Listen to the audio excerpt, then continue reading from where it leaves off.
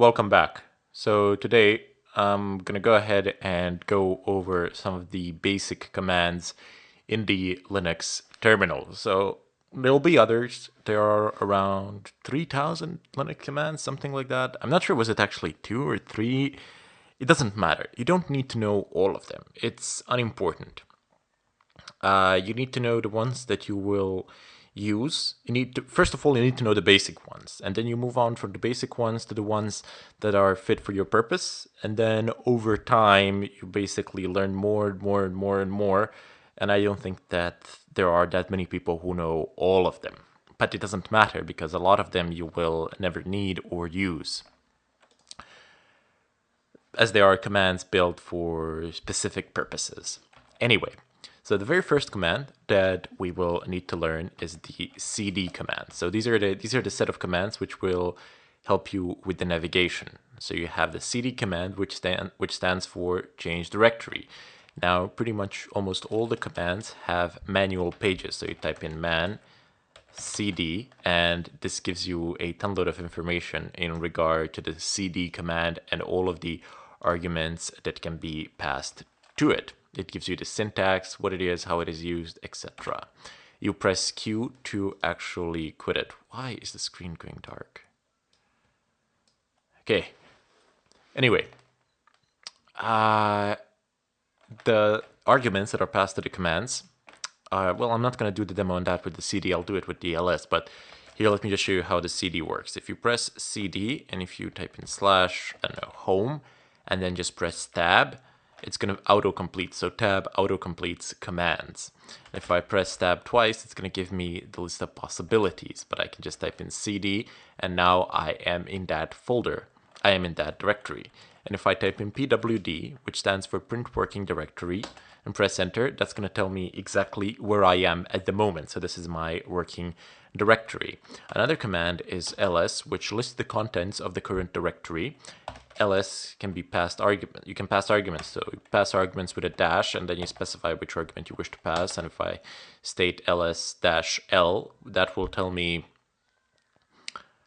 that will give me a detailed listing in terms of the file. So it will give me permissions, who is the owner, which group owns it, what is the file name, etc. You have some other information here, but I'll explain it shortly. You don't need to know all of it. If I type in another argument, which is h, it's going to tell me the exact size of each file in a human readable format.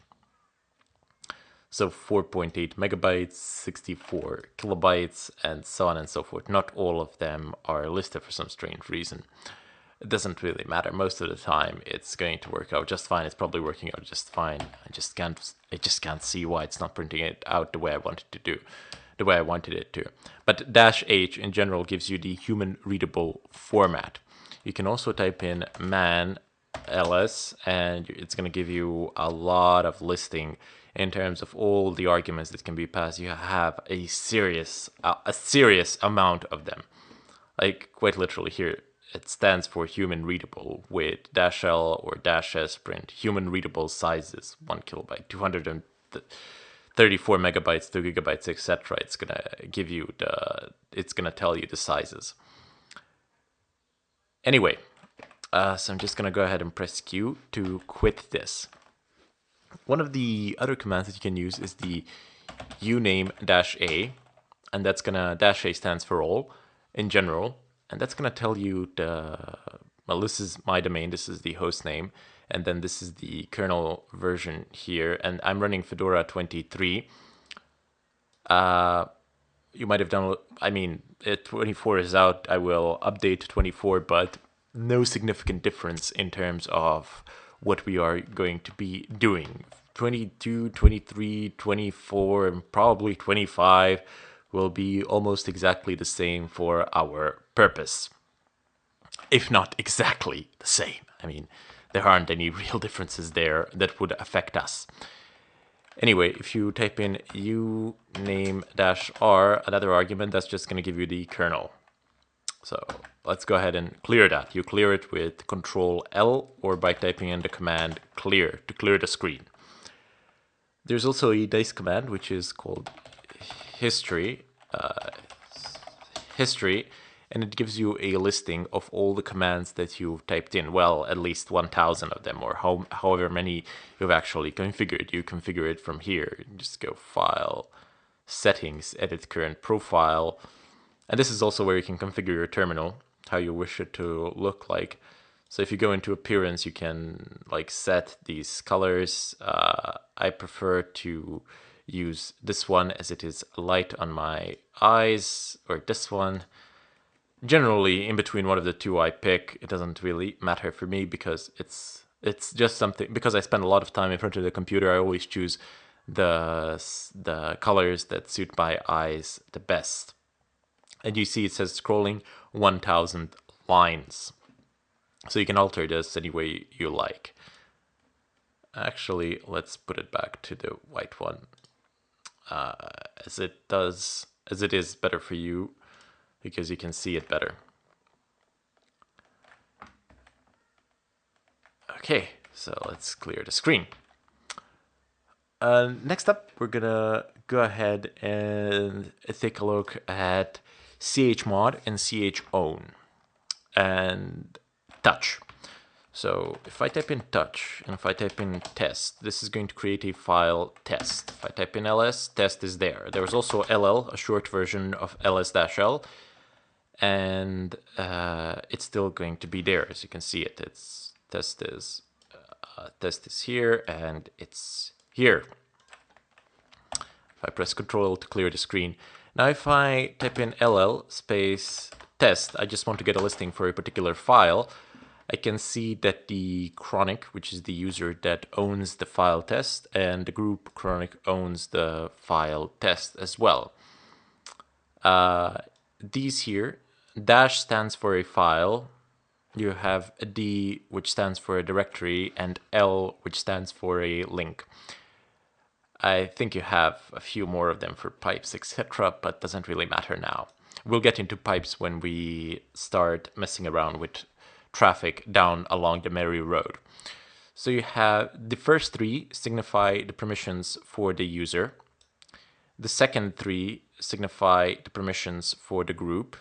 And the last three signify the permissions for the world, so what anybody else can do to the file. And these are called discretionary access controls. This has nothing to do with mandatory access controls, which is SC Linux. So this is just the first layer of security. If you can chmod and you can change the permissions by typing in a set of numbers like this. 777 is the global set of permissions. I would strongly suggest that you go out onto the net and you take a look at chmod and man chmod, because it's such an extensive, well, maybe not that much of an extensive command, but you see these permissions, they have a logic of their own. So chmod, if you type in like 777, that's a global mode, but you can also type in 055 or something like that, and that's gonna enable you to give different permissions. But you need to take a look at these numbers and what each one of them represents here. Actually, let me just go ahead and look it up for you. File permissions. There was a very good explanation on the net out there for this. It's not really an explanation of the chmod. It just gives you the listing on the numbers. And the listing on the numbers is the thing that I'm looking for now. Yep, there we go. So if you 4 stands for readable, 2 stands for writable, and 1 stands for executable. But you see these R, W, and X? Well, they can also be used, and I can do this. chmod, instead of typing in numbers, I can just type in +X to test. Yep. And if I press enter and if I do LL test again, you will see that the user has gained execute permissions, and that the group has gained execute permissions, and that the world has gained execute permissions, which is like really bad, which is not something that we generally want. But there's also something, let me just open up a text editor here for you. And by the way, VMI is the text editor. You won't have it by default. Type in DNF.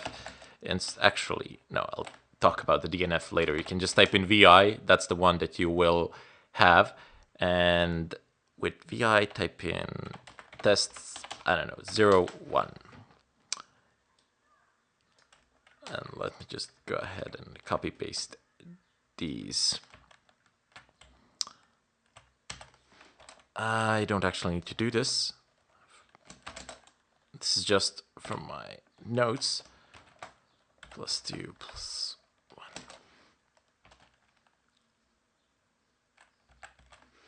Okay. Read. I don't know why the copy pasting didn't work out there. Sometimes it doesn't. Maybe because I'm stupid or something. So 7. It's actually 4 + 2 + 1. So read, write, execute. 4 is read, 2 is write, 1 is execute. So 4 + 2 + 1, basically, yeah, that's equal to 7.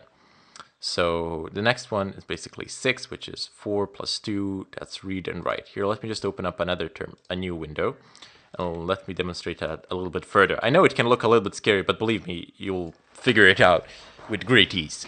So ls test, right? ll test, there you go. So it has all these permissions. And one number,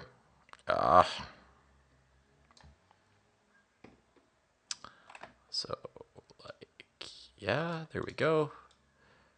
So look, if you specify one number, so chmod, and the first number will signify the permissions for the user.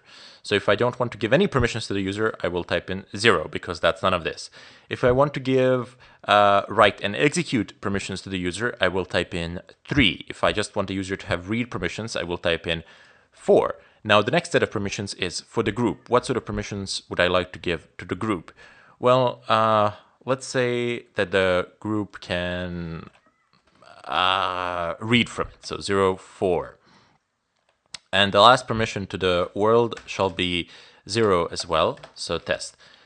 So this, let me start, you're gonna have 3 dashes here, and you're gonna have a dash here, and it will be, it will, let me just see it, read, write, execute. Right, you will have 2 dashes here, and this will be readable. So let's see how that actually changes. Let's test, and there we go. So nobody has any permissions other than the group, which actually has only read permissions. I type in cat test, permission denied, because this particular user within this group does not have that permission.